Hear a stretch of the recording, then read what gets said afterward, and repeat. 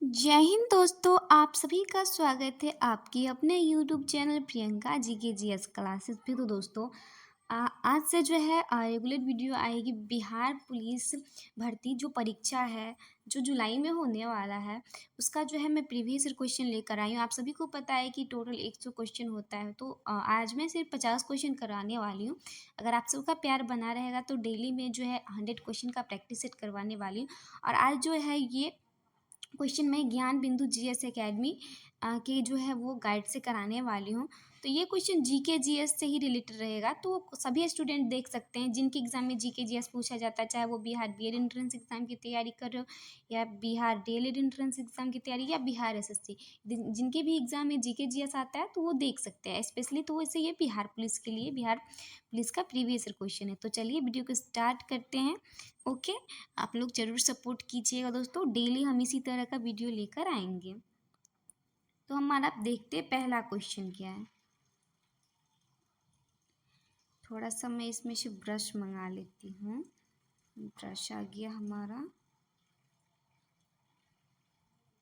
Okay, हाँ हमारा brush आ गया। तो पहला क्वेश्चन है कि यदि एक वजन तोलने वाली मशीन, क्या है, यदि एक वजन तोलने वाली मशीन आपका भार 50 किलोग्राम दिखाती है तो आपका वास्तविक द्रव्यमान क्या होगा। तो देखिए दोस्तों, 50 ग्राम से अधिक होगा। देखिए इसका हम एक्सप्लेनेशन देखते हैं क्यों ऐसा होता है। ओके, तो देखिए, यदि एक वजन तोलने वाली मशीन आपका भार 50 किलोग्राम दिखाती है तो आपका वास्तविक द्रव्यमान 50 किलोग्राम से अधिक होगा। क्योंकि देखिए, चूंकि हमारा वास्तविक भार जो होता है माइनस उत्प्लावन बल बराबर तुला का पाठ्यांक होता है। द्रव्यमान एवं भार के बीच क्या क्या अंतर होता है वो हम देखते हैं। द्रव्यमान का मान हर जगह एक जैसा होता है, चाहे इसका मापन कहीं भी किया जाए, चाहे चंद्रमा पे किया जाए चाहे पृथ्वी पे, द्रव्यमान हमेशा सेम होता है। लेकिन जो हमारा भार होता है वो क्या हो जाता है, चेंज हो जाता है। भार एक बल है जो गुरुत्वाकर्षण बल के कारण द्रव्यमान पर प्रभाव डालता है। ओके, नेक्स्ट क्वेश्चन देखते हैं हम।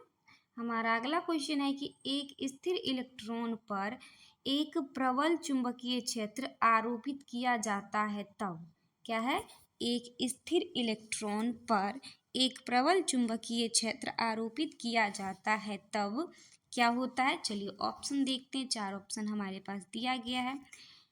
इलेक्ट्रॉन चुंबकीय क्षेत्र की दिशा में गति करेगा, इलेक्ट्रॉन चुंबकीय क्षेत्र की दिशा के विपरीत दिशा में गति करेगा, इलेक्ट्रॉन स्थिर रहता है या इलेक्ट्रॉन घूर्णन गति करता है। तो दोस्तों, एक स्थिर इलेक्ट्रॉन पर एक प्रबल चुंबकीय क्षेत्र आरोपित किया जाता है तो इलेक्ट्रॉन स्थिर रहता है। क्या रहता है, स्थिर रहता है। तो चलिए हम एक्सप्लेनेशन पढ़ते हैं।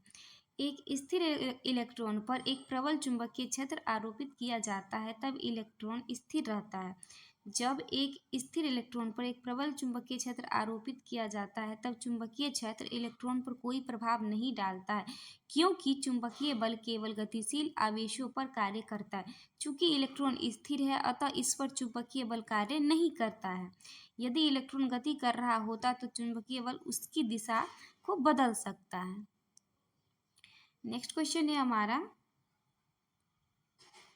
कि स्तंभ ए में दिए गए वस्तुओं को स्तंभ बी से मिलान कीजिए। ओके, तो देखिए इसमें जो है हमें इसका मिलान करना होता है कि देखिए क्या, पीच, प्रबलता, ध्वनि। तो देखते हैं हम कैसे कैसे दिया है। तो चिकित्सा में ध्वनि हम किससे सुनते हैं, तो स्टेथोस्कोप से। किससे सुनते हैं, इसका मैं थोड़ा सा ऑप्शन भी देख लेती हूँ। चिकित्सा में किससे सुनते हैं हम, स्टेथोस्कोप से। किससे सुनते हैं, स्टेथोस्कोप से सुनते हैं। ओके, तो देखिए और हमारा हो गया पीच। स्टेथोस्कोप का प्रयोग करते चिकित्सा में ध्वनि का उपयोग। तो चिकित्सा में ध्वनि का उपयोग जो हम कान में लगाते हैं तो मेरे हिसाब से स्टेथोस्कोप से ही होता है। उसके बाद हमारा पिच, ध्वनि का प्रवर्तन, प्रबलता, 4 का हमारा हो जाएगा भी। अच्छा, एक का जो पिच का जो हो जाएगा हमारा, आई थिंक सी हर्टेज हो जाएगा। प्रबलता का हो जाएगा डेसिबल। प्रतिध्वनि का हो जाएगा ध्वनि परावर्तन। तो आई थिंक हमारा option A is the correct answer हो जाएगा। ओके, यस, देखिए यहाँ देख सकते हैं पिच, हर्टेज, प्रबलता, डेसिबल, प्रतिध्वनि, ध्वनि का परावर्तन, चिकित्सा में ध्वनि, स्टेथोस्कोप। ओके, चलिए एक्सप्लेनेशन देख लेते हैं हम थोड़ा सा सबका। देखिए पिच किसको बोलते हैं? तारत्व को। क्या बोलते हैं? तारत्व को।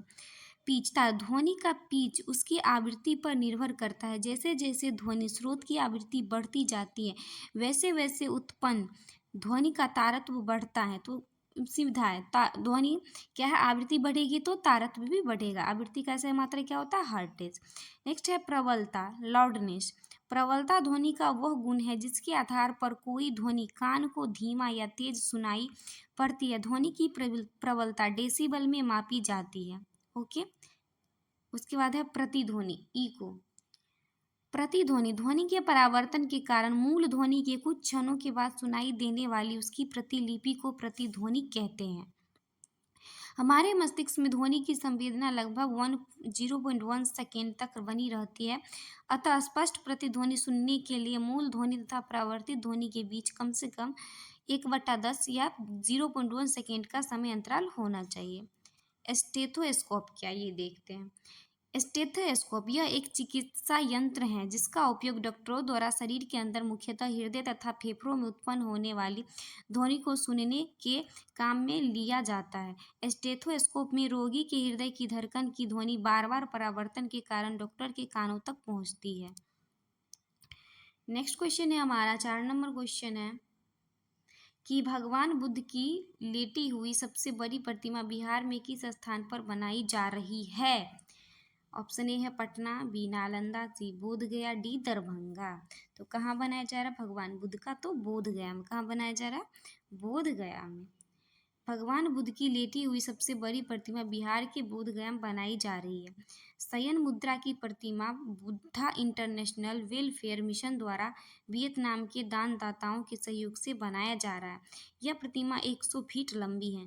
बुद्ध की प्रथम मूर्ति संभवतः मथुरा काल में बनी थी, लेकिन सर्वाधिक बुद्ध मूर्तियों का निर्माण गांधार शैली में किया गया। भारत में पहली बार बुद्ध की ही मानव प्रतिमा के रूप में पूजा हुई। किस काल में? तो कुषाण काल में। कुषाण काल में ही बुद्ध की खड़ी एवं बैठी हुई स्थिति में प्रतिमा का निर्माण हुआ था। नेक्स्ट क्वेश्चन देखते हैं कि बिहार राज्य मानव अधिकार आयोग की स्थापना किस वर्ष की गई थी? 2000, 2001, 2002 या 2003 में? तो बिहार राज्य मानव अधिकार आयोग, बिहार राज्य मानव अधिकार आयोग की स्थापना 2000 ईस्वी में किया गया था। कब किया गया था? 2000 ईस्वी में। देखिए बिहार राज्य में मानव अधिकार आयोग की स्थापना 3 जनवरी 2000 को की गई। इसका औपचारिक गठन 25 जून 2008 को किया गया था। इसका गठन मानवाधिकार संरक्षण अधिनियम 1993 के तहत की गई थी। मानवाधिकार आयोग मानवाधिकारों का रक्षक है। यह एक स्वशासी उच्च शक्ति प्राप्त संस्था है जिसे मानवाधिकार संरक्षण अधिनियम 1993 से अधिकार एवं शक्तियां प्राप्त हैं। वर्तमान समय में पटना उच्च न्यायालय के सेवानिवृत्त न्यायाधीश अनंत मनोहर बदर को बिहार मानवाधिकार आयोग का अध्यक्ष नियुक्त किया गया है। तो सारा पॉइंट्स आप याद रख सकते हैं। नेक्स्ट क्वेश्चन है कि भारतीय संविधान में मंत्रिमंडल शब्द का प्रयोग किस अनुच्छेद में हुआ है? अनुच्छेद 352(3), अनुच्छेद 350(2) या अनुच्छेद 72(1) या अनुच्छेद 74(3)। तो भारतीय संविधान में मंत्रिमंडल शब्द का जो प्रयोग है अनुच्छेद 352(3) में जो है इसका प्रयोग हुआ है। नेक्स्ट क्वेश्चन है हमारा कि भारतीय संविधान में मंत्रिमंडल शब्द का प्रयोग अनुच्छेद 352 में हुआ है। अनुच्छेद 352(3) में उल्लेखित है कि अनुच्छेद 352(1) के तहत राष्ट्रपति आपातकाल की उद्घोषणा तब तक नहीं करेगा जब तक संघ के मंत्रिमंडल द्वारा इसे लिखित रूप से आपातकाल की उद्घोषणा करने के लिए न कहा जाए। अनुच्छेद 350 से प्राथमिक स्तर पर मातृभाषा में शिक्षा सुविधाएं देने से संबंधित है। अनुच्छेद 72 राष्ट्रपति की क्षमादान शक्ति से संबंधित है और अनुच्छेद 74 जो है राष्ट्रपति को सहायता और सलाह देने के लिए मंत्रिपरिषद से संबंधित है। अनुच्छेद 74 में वर्णित है कि राष्ट्रपति को सहायता और सलाह देने के लिए एक मंत्रिपरिषद होगी जिसका प्रधानमंत्री होगा और राष्ट्रपति अपने कृत्यों का प्रयोग करने में ऐसी सलाह के अनुसार कार्य करेगा जो मंत्रिपरिषद दे। नेक्स्ट क्वेश्चन है कि मोरबी बांध किस नदी पर स्थित है। क्या है? मोरबी बांध किस नदी पर स्थित है? मच्छू नदी पर, कोसी नदी पर, श्रीखंडी नदी पर या नागो नदी पर? तो मोरबी बांध किस नदी पर स्थित है? मच्छू नदी पर। किस नदी पर? मच्छू नदी पर है। चलिए एक्सप्लेनेशन देखते हैं। मोरबी बांध गुजरात राज्य में है। कहाँ है? गुजरात राज्य में। मच्छू नदी पर स्थित है। मोरबी सिमेरिक और दीवार घरी उद्योगों का केंद्र है। 30 अक्टूबर 2022 को मोरबी पुल हादसा हुआ था, आप सभी को पता होगा, जिसमें कई लोग जो है मर गए थे। लगभग 141 लोगों की मृत्यु हो गई थी। कोसी नदी से बिहार का शोक के नाम से जाना जाता है। इस नदी में बाढ़ से बिहार में भयंकर तबाही होती है। यह नदी नेपाल से निकलती है। बिहार के कटिहार जिले में कुर्सेला के पास कोसी नदी गंगा में मिलती है। बहुत इंपॉर्टेंट ये लाइन है, याद रख सकते हैं। क्वेश्चन पूछ सकता है कि कोसी नदी का बिहार में गंगा में कहाँ पे होता है, तो कटिहार जिला में कुर्सेला नामक स्थान पर। ओके, चलिए अगला क्वेश्चन देखते हैं। अगला क्वेश्चन कि C3H8 किस समजातीय श्रृंखला से संबंधित। तो देखिए सबसे पहले वो कहता है एल्केन, एल्कीन और एल्काइन। तो इसमें क्या है? 3 दूनी 6, 6 दू 8। तो ऑब्वियसली है, पहले हमारा क्या होता है? मेथ एथ प्रोप होता है। तो ये हमारा मतलब ग्रुप से संबंधित है। ये क्या है? किससे संबंधित है? एल्केन से। किससे है? एल्केन से। प्रोपेन है। ये क्या है? प्रोपेन है। C3H8 एल्केन समजातीय श्रृंखला से संबंधित है। कार्बनिक यौगिकों के समूह अथवा ऐसी श्रेणी जिसमें एक विशिष्ट क्रियात्मक समूह हो सजातीय या समजातीय यानी कि होमोलोजियस कहलाते हैं, जैसे CH4, methane, C2H6, ethane C3H8 propane. Okay, next देखते हैं इसका सूत्र क्या होता है? CnH2n+2। CnH2n+2 होता है एल्केन का। क्या होता है? एल्केन का। नेक्स्ट क्वेश्चन देखते हैं कि अधिक ऊंचाई पर द्रवों का क्वथनांक क्या होता है? गिरता है, बढ़ता है, अपरिवर्तित रहता है, पहले बढ़ता है। ठीक, तो अधिक ऊंचाई जाने पर जो द्रवों का क्वथनांक है वो घट जाता है। क्या होता है? घट जाता है। अधिक ऊंचाई पर द्रवों का क्वथनांक गिरता है। इसका कारण है कि ऊंचाई पर वायुमंडलीय दाब कम होता है। ये भी क्वेश्चन याद रखिएगा कि ऊंचाई बढ़ने पर वायुमंडलीय दाब क्या होता है? कम होता है, और गहराई में जाने पर वायुमंडलीय दाब अधिक होता है। किसी द्रव का क्वथनांक वह ताप है जिस पर द्रव उबलने लगता है। एक सामान्य नियम के रूप में प्रत्येक 540 फीट की ऊंचाई पर क्वथनांक 1 डिग्री फ़ारेनहाइट कम होता है। ऊंचाई बढ़ने के साथ पानी के क्वथनांक कम होने की वजह से पर्वतों पर खाना पकाने में ज़्यादा समय लगता है। जल का क्वथनांक 100 डिग्री सेल्सियस होता है, लेकिन वो ऊंचाई पे जाके जो है वही 70 डिग्री सेल्सियस हो जाता है। द्रवों में घुलनशील अशुद्धियाँ मिलने पर उसका क्वथनांक बढ़ जाता है। दाब के बढ़ने से क्वथनांक का मान बढ़ जाता है। क्या है? दाब के बढ़ने से क्वथनांक का मान बढ़ जाता है, दाब के घटने से क्वथनांक का मान घट जाता है। नेक्स्ट क्वेश्चन कि तेल एवं जल का मिश्रण पृथक किया जा सकता है। पृथक्करण की द्वारा, वर्णलेखन विधि द्वारा, क्रिस्टलीकरण द्वारा या ऊर्ध्वपातन द्वारा। तो तेल एवं जल का मिश्रण कैसे पृथक्करण कर सकते हैं? पृथक्करण कीप द्वारा। तेल एवं जल के मिश्रण पृथक्करण कीप विधि द्वारा पृथक किया जा सकता है। तेल एवं जल दोनों असम्मिश्रणीय होते हैं और घनत्व में अंतर के कारण अलग परत बनाते हैं। तेल पानी से हल्का होने के कारण पानी पर तैरते रहता है। पृथक्करण की क्या होता है? विधि। इसमें तेल और पानी डालने पर तेल ऊपर की परत में एवं पानी नीचे की परत में जमा हो जाता है। निचले हिस्से से पानी निकाला जा सकता है और फिर तेल को अलग किया जा सकता है। नेक्स्ट क्वेश्चन देखते हैं कि यूनानी इतिहासकार मेगास्थनीज और चीनी यात्री फाहियान ने निम्न में से किस स्थान के बारे में जीवंत विवरण दिया? राजगीर, सुल्तानगंज, पाटलिपुत्र या बोध गया। तो कहाँ के बारे में दिया था? तो ये लोग कहाँ आए थे? पाटलिपुत्र। कहाँ आए थे? नालंदा, राजगीर हो जाएगा ऑप्शन ए।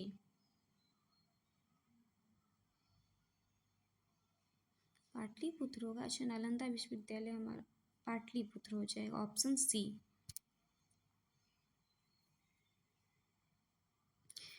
एक्सप्लेनेशन है कि यूनानी इतिहासकार मेगास्थनीज और चीनी यात्री फाहियान ने पाटलिपुत्र के बारे में जीवंत विवरण दिया है।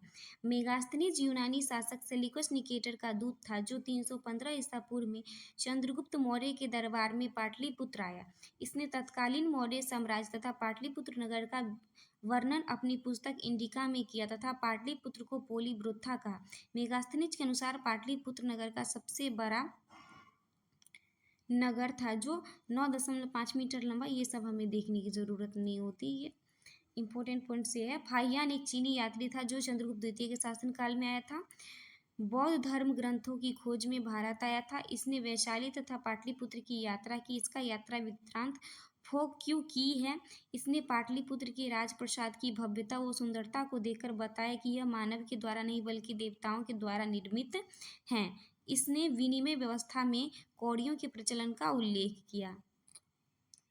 नेक्स्ट क्वेश्चन है कि रूस में ड्यूमा का गठन कब हुआ? तो ड्यूमा का मतलब में जैसे भारत में संसद भवन होता है ना, तो भारत की संसद को संसद कहते, तो रूस की संसद को क्या बोलते? ड्यूमा। 1905 में हुआ था। कब हुआ था? 1905 में।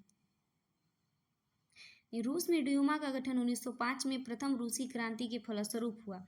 ड्यूमा रूसी साम्राज्य में विधायी शक्ति का पहला प्रतिनिधि निकाय बनाया गया था।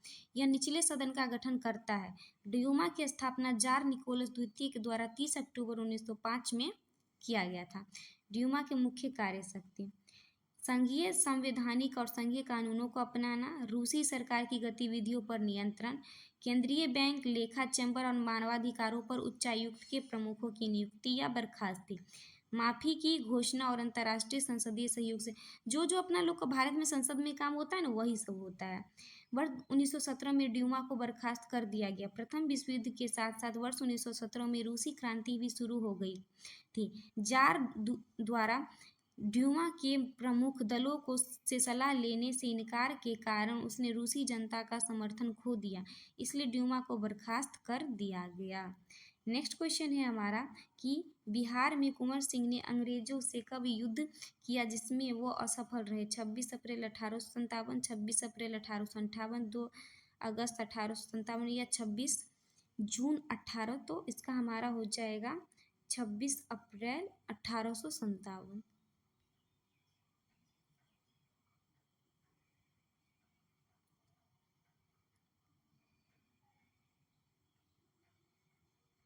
बिहार में कुंवर सिंह ने अंग्रेजों से युद्ध कब किया जिसमें वो असफल रहे? तो वो हो जाएगा हमारा 2 अगस्त 1857 ईस्वी। Option C is the correct answer हो जाएगा।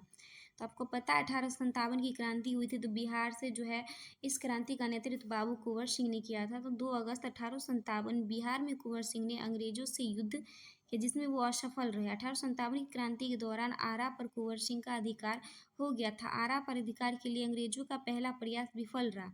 दूसरा प्रयास मेजर विंसेंट आयर के नेतृत्व में हुआ। उसने बीबीगंज की लड़ाई में कुंवर सिंह को जो 2 अगस्त 1857 को जो है वो हरा दिया। नेक्स्ट क्वेश्चन है NFSA से क्या तात्पर्य? क्या है NFSA? फिर से यहाँ लिखते हैं NFSA से क्या तात्पर्य है? इसका मतलब होता है national food security act. National food security act यानी कि राष्ट्रीय फूड सेफ्टी, राष्ट्रीय खाद्य सुरक्षा अधिनियम। क्या होता है? राष्ट्रीय खाद्य सुरक्षा अधिनियम। NFSA का तात्पर्य राष्ट्रीय खाद्य सुरक्षा अधिनियम, इंग्लिश में बोले नेशनल फूड सिक्योरिटी एक्ट है। यह अधिनियम 2013 में पारित किया गया था। इस अधिनियम के तहत पात्र लोगों को सब्सिडी वाले खाद्यान्न मिलते हैं। परिक्षोपयोगी तथ्य: सरकार द्वारा खाद्य सुरक्षा हेतु शुरू किए गए विभिन्न कार्यक्रम। पहला, सार्वजनिक वितरण प्रणाली PDS। यह प्रणाली को 1947 में शुरू की गई थी। नोट: सार्वजनिक वितरण प्रणाली विश्व में सबसे बड़ी वितरण प्रणाली है। दूसरा है लक्षित सार्वजनिक वितरण प्रणाली TPDS। इस प्रणाली को 1997 में लागू किया गया। उद्देश्य इसके अंतर्गत लक्षित गरीबों की पहचान तथा उन तक पारदर्शी एवं उत्तरदायी ढंग से अनाज पहुंचाना था। नेक्स्ट है एक राष्ट्र एक राशन कार्ड। इस योजना का उद्देश्य लाभार्थी को देश में कहीं भी सब्सिडी युक्त अनाज लेने के लिए पात्र बनाना। इसके लिए राशन कार्ड आधार कार्ड से लिंक होना अगला है अंत्योदय अन्न योजना, 25 दिसंबर 2020 को शुरू किया गया था। प्रधानमंत्री पोषण अन्न योजना, मध्याह्न भोजन योजना की शुरुआत 1995 में केंद्र सरकार द्वारा की गई थी, जिसका नाम 2022 में बदल कर प्रधानमंत्री पोषण अन्न योजना कर दिया गया। याद रखिएगा, ये सारा बहुत इंपॉर्टेंट है। भारतवर्ष 2024 के वैश्विक भूखमरी सूचकांक में 27.3 स्कोर के साथ 127 देशों में 105वें स्थान पर है। मतलब जो हंगर इंडेक्स होता है भूखमरी के स्थान पे 105वें रैंक पर है। नेक्स्ट क्वेश्चन है हमारा कि राज्य, अच्छा नहीं ये एक्सप्लेनेशन ये कि राज्य खाद्य सुरक्षा सूचकांक 2023 से 24 में बिहार का स्थान क्या है? 21वां। प्रथम स्थान पे कौन है? केरल। उत्तर पूर्वी पर्वतीय राज्य में प्रथम कौन है? नागालैंड। कितना देखते हैं बिहार जो कहते हैं क्या है, ज्ञान बिंदु GS एकेडमी, कितना इंपॉर्टेंट, मतलब अच्छा से एक्सप्लेनेशन किए हुए हैं। नेक्स्ट क्वेश्चन है कि डाइस तुलनात्मक रूप में ज्ञान का एक नया क्षेत्र है जिसमें वैज्ञानिक, अर्थशास्त्री, दार्शनिक व अन्य सामाजिक विज्ञानी साथ साथ काम करते हैं। गरीबी व बेरोजगारी का नियंत्रण, मुद्रास्फीति का नियंत्रण, विकास की सततता या अधिकतम आर्थिक विकास की स्तर। तो विकास की सततता तुलनात्मक रूप में ज्ञान का एक नया क्षेत्र है जिसमें वैज्ञानिक, अर्थशास्त्री, दार्शनिक व अन्य सामाजिक विज्ञानी साथ साथ काम करते हैं। देखिए, सतत विकास या विकास की सततता का उद्देश्य अर्थव्यवस्था, पर्यावरण और सामाजिक कल्याण की जरूरतों को संतुलित करना है। यह एक व्यापक क्षेत्र है जहां वैज्ञानिक, अर्थशास्त्री, दार्शनिक व अन्य सामाजिक विज्ञानी साथ साथ काम करते हैं। सतत विकास वृद्धि और मानव विकास के लिए एक दृष्टिकोण है जिसका उद्देश्य भविष्य की पीढ़ियों की अपनी ज़रूरतों को पूरा करने की क्षमता से समझौता किए बिना वर्तमान की ज़रूरतों को पूरा करना है। गरीबी व बेरोजगारी। गरीबी का मतलब है बुनियादी ज़रूरतें जैसे भोजन, कपड़े और मकान जैसी ज़रूरतों को पूरा करने हेतु पर्याप्त धन न होना। बेरोजगारी ऐसी स्थिति जिसमें कोई व्यक्ति सक्रिय रूप से रोजगार की तलाश करता है लेकिन रोजगार में असफल रहता है। मुद्रास्फीति क्या होता है? इन्फ्लेशन। अर्थशास्त्र में वस्तुओं और सेवाओं की कीमतों में व्यापक वृद्धि से उपभोक्ता और व्यवसायों दोनों की क्रय शक्ति को कम कर देते हैं, तो उसे क्या कहते हैं? मुद्रास्फीति या इन्फ्लेशन। मौद्रिक नीति के जरिए मुद्रास्फीति को नियंत्रण किया जा सकता है, जैसे बैंक दर की नीति, CRR, SLR। आर्थिक विकास दर क्या होता है? आर्थिक विकास दर, आर्थिक विकास दर वह दर है जिस पर किसी देश का सकल घरेलू उत्पाद यानी कि GDP एक वर्ष से दूसरे वर्ष में बदलता या बढ़ता रहता है। अब है क्योंकि मैथ के भी 10 क्वेश्चन रहते हैं तो मैथ के क्वेश्चन आ गए, तो देख लीजिए। देखिए, दी गई आकृति में AB समानांतर CD, ये जो AB लाइन है ये किसके समानांतर है? CD के। कोण APQ यानी सीधा हम देखेंगे कोण P दिया है कितना? 60 डिग्री। कितना है? 60 डिग्री दिया है।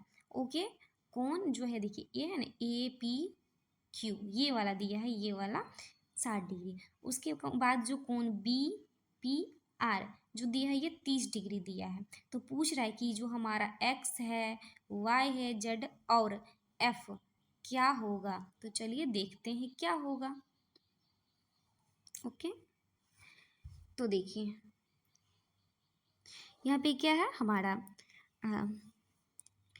ये देखिए 60 degree plus 30 degree plus Y बराबर हमारा 180 डिग्री हो जाएगा। किससे? तो एकांतर कोण से। उसके बाद जो है फिर हम Y बराबर सॉल्व कर लेंगे, तो Y बराबर सॉल्व कर लेंगे तो हमारा कितना आ जाएगा? 90 डिग्री। कितना आ जाएगा? 90 डिग्री। कितना आ जाएगा? यहाँ पे कितना हो जाएगा हमारा? Y बराबर 90 डिग्री हो जाएगा। ओके, उसके बाद फिर हम x plus Y plus Z करेंगे तो हमारा 180 डिग्री होगा और दोनों में हम जोड़ेंगे x का मान 60, y का मान 90, तो z बराबर 180, तो z बराबर हमारा कितना आ जाएगा? 30। बच गया यहाँ पे f है, क्या है? f। तो f बराबर हम लिख सकते हैं 60 प्लस वाई। क्या लिख सकते हैं? 60 प्लस वाई एकांतर कोण से। तो हमारा x बराबर 60 डिग्री, y बराबर 90 डिग्री, z बराबर 30 और जो f बराबर 150 डिग्री हो जाएगा।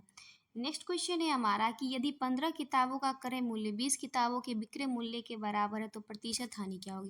ये तो बहुत सिंपल क्वेश्चन है, इसको हम ऐसे बना सकते हैं 15 किताब का जो CP है वो बराबर है 20 किताबों का जो है वो एसपी के है, तो इसको 5×15 5 का 20, तो सीपी अपॉन एसपी बराबर हमारा हो जाएगा 4/3। तो हानि हो रहा है क्योंकि हम खरीदे हैं 4 में, बेच रहे हैं 1 में, तो क्या हो रहा है, हानि हो रहा है। क्या हो रहा है, हानि हो रहा है। तो हम सीपी पे हमेशा निकालते हैं, तो 1 का हानि हुआ है बट हमारा सीपी कितना है, 4×100, तो हमारा कितना आ जाएगा 25%। Option D is the correct answer हो जाएगा। नेक्स्ट क्वेश्चन है हमारा कि डेल्टा प्रदेश में उच्च भागों में पुरानी कांप मृदा को किस नाम से जानते हैं। तो देखिए, डेल्टा क्षेत्र में जो नई मृदा होती है उसे खादर कहते हैं, जो पुरानी मृदा होती है उसे बांगर कहते हैं। क्या कहते हैं, बांगर कहते हैं। डेल्टा प्रदेश के उच्च भागों में पुरानी कांप मृदा को बांगर के नाम से जानते हैं। डेल्टा प्रदेशों में जलोढ़ मृदा पाई जाती है। यह मिट्टी नदियों द्वारा ऊपरी मार्ग से निचली मार्ग की ओर बहने के दौरान किए गए अपरदन से बनती है। नेक्स्ट क्वेश्चन देखते हैं, सॉरी उसमें और एक्सप्लेनेशन है। जलोढ़ मृदा को सामान्यतः 2 वर्गों में विभाजित किया जाता है, बांगर और खादर। बांगर पुरानी जलोढ़ मिट्टी को कहते हैं। यह नदियों के आसपास के क्षेत्रों में पाई जाने वाली उन उच्च भू भागों को कहते हैं जो बाढ़ से कम प्रभावित होते हैं। खादर नवीन जलोढ़ मिट्टी को कहते हैं। यह प्रतिवर्ष नदियों के बाढ़ द्वारा लाई गई मिट्टी होती है। नेक्स्ट क्वेश्चन देखते हैं, संविधान के किस संशोधन ने राष्ट्रपति को मंत्रिमंडल की राय मानने के लिए बाध्य कर दिया। 24वां संविधान संशोधन, 42वां, 44वां या 48वां। तो संविधान के जो है वो 42वां संविधान संशोधन राष्ट्रपति को मंत्रिमंडल की राय मानने के लिए बाध्य कर दिया। देखते हैं क्या है ये 42वां संविधान संशोधन, जिसे मिनी संविधान संशोधन या मतलब लघु संविधान भी कहते हैं। 42वां संविधान संशोधन ने राष्ट्रपति को मंत्रिमंडल की राय मानने के लिए बाध्य कर दिया। हालांकि 44वां संविधान संशोधन अधिनियम 1978 के माध्यम से अनुच्छेद 74(1) में संशोधन कर राष्ट्रपति को शक्ति दी गई कि मंत्रिपरिषद द्वारा दी गई सलाह को पुनर्विचार के लिए एक बार लौटा सकते हैं, परंतु उसके बाद मंत्रिपरिषद द्वारा दी गई सलाह को मानने के लिए राष्ट्रपति बाध्य होगा।